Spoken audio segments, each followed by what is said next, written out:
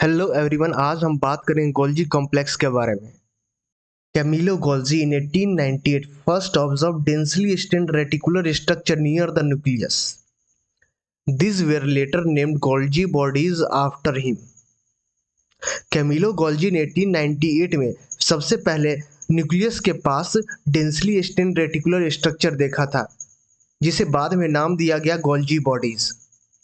Golgi bodies also named as, Golgi body को दूसरे दो नाम से जाना जाता। सबसे पहला होगा लिपोकॉन्ड्रिया, जो कि रिच होता है लिपिड्स में।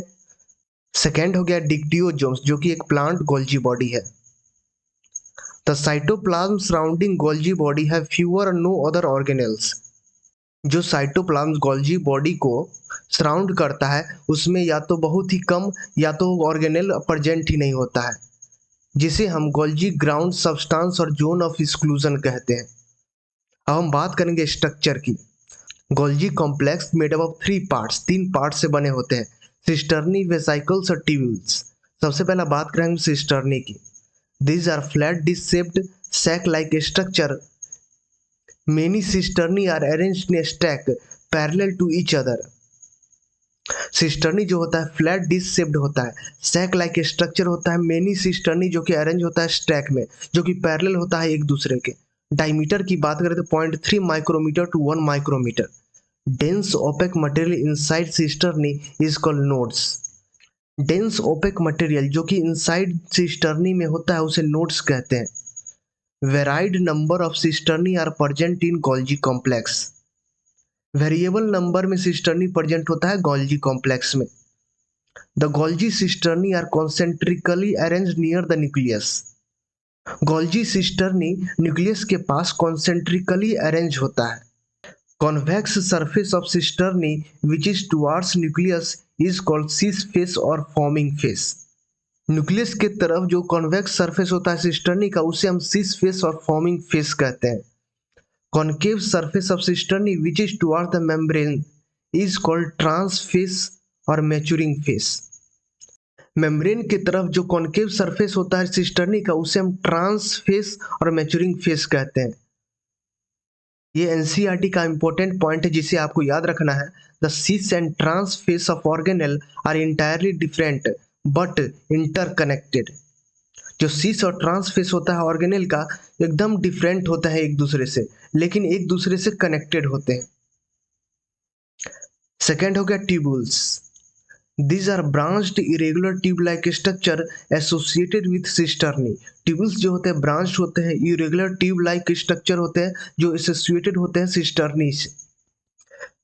नेक्स्ट हम बात करेंगे वेसाइकल्स की, जिसमें आता है ट्रांजिशन वेसाइकल और मेच्योर वेसाइकल्स। अब हम बात करेंगे फंक्शन ऑफ गोल्जी कॉम्प्लेक्स की। सबसे पहला फंक्शन है सेल सेक्रीशन। चीफ फंक्शन हो गया Golgi body is secretion of macromolecules और एक्सपोर्ट ऑफ मैक्रोमोलिक्यूल्स। जो चीफ फंक्शन होता है गोल्जी बॉडी का, वो होता है secretion. Secretion involve three step, तीन स्टेप होता है सेक्रीशन में। सबसे पहला स्टेप हो गया Golgi body receive the material from the ER through its cis face. जो गोल्जी बॉडी होता है रिसीव करता है मटेरियल को एंडोप्लाज्मिक रेटिकुलम से, कहाँ पे, सीस फेस पे। This materials are chemically modified by Golgi body. Chemical modification कहाँ होता है, गोल्जी बॉडी में होता है। जैसे कि एग्जांपल हो गया ग्लाइकोसाइलेशन और glycosidation of proteins and lipids take place in Golgi body. जो ग्लाइकोसाइलेशन और ग्लाइकोसाइडेशन द प्रोटीन और लिपिड का कहाँ होता है, गोल्जी बॉडी में होता है। And it yields glycoprotein and glycolipids. इससे बनता है ग्लाइकोप्रोटीन और glycolipid. After chemical modification materials are packed in vesicle. Chemical modification होने के बाद मटेरियल्स जो कि पैक होते हैं वेसाइकल में। These vesicles are pinched off from the trans face of Golgi body and discharged outside the cell. ये जो वेसाइकल्स होता है पिंच्ड ऑफ कर दिया जाए ट्रांस फेस के थ्रू गोल्जी बॉडी में और डिस्चार्ज कर दिया जाता है सेल के बाहर। All the macromolecules which are to be sent outside the cell move through the Golgi body. जितने भी मैक्रोमोलिक्यूल्स है जिसे बाहर भेजना है सेल के बाहर, वो कहाँ से मूव करते हैं, गोल्जी बॉडी के through. So Golgi body is termed as director of macromolecular traffic in cell और middleman of cell. Second function हो गया formation of lysosome. It is collective function of Golgi body and endoplasmic reticulum. ये endoplasmic reticulum और Golgi body का collective function है formation of lysosome.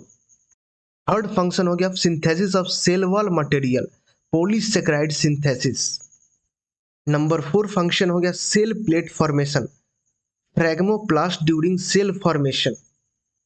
पांचवा function हो गया formation of acrosome during spermiogenesis, male gametes के फॉर्मेशन के समय। यहाँ पर इंपॉर्टेंट एनसीईआरटी का लाइन दिया हुआ है, the Golgi apparatus principally perform the function of packaging material to be delivered either to the intracellular target or secreted outside the cell। Golgi apparatus का जो प्रिंसिपल फंक्शन होता है वो पैकेजिंग ऑफ मटेरियल होता है जो कि डिलीवर किया जाता है या तो इंट्रासेलुलर टारगेट, सेल के अंदर ही जो टारगेट होता है वहां पे, या तो secreted outside the cell, cell के बाहर, या तो सेल के बाहर भेजा जाता है मटेरियल को। Materials to be packed in the form of vesicles from the endoplasmic reticulum fuse with the cis face of Golgi apparatus। जो मटेरियल्स जो कि पैक होता है वेसिकल्स के फॉर्म में एंडोप्लाज्मिक रेटिकुलम से, वो फ्यूज करता है सिस फेस ऑफ गोल्जी apparatus से, अब मूव करता है towards the maturing phase. This explains why the Golgi apparatus remains in close association with the endoplasmic reticulum। ये एक्सप्लेन करता है कि गोल्जी apparatus एंडोप्लाज्मिक रेटिकुलम के क्लोज एसोसिएशन में क्यों रहता है। नेक्स्ट पॉइंट हो गया number of protein synthesised by ribosome on the endoplasmic reticulum are modified in the cisternae of Golgi apparatus before they are released from its transphase।